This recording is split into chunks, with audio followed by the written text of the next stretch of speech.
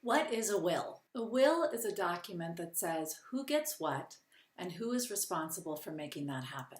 Someone named in your will to receive your assets is called your heir or beneficiary. And the person in charge of making that happen is called your personal representative or the executor. It's important to note, though, that wills don't apply to assets where you have a surviving joint owner or to assets where you have a living beneficiary designated.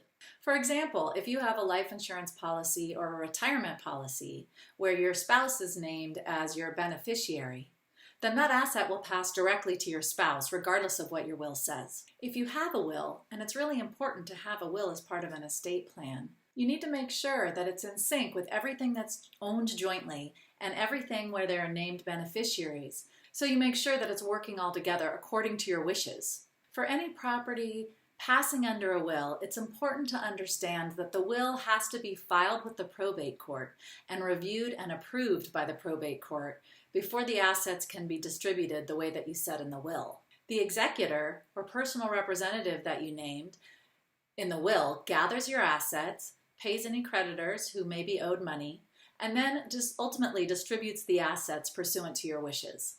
A will is a document that does have to go through probate, and actually that's a myth that we run across. People think a will is a magical document that covers every estate planning scenario, and it doesn't. A will is critical, and you need one, but it's important to understand that the will go through probate before it's effective, and that's a will.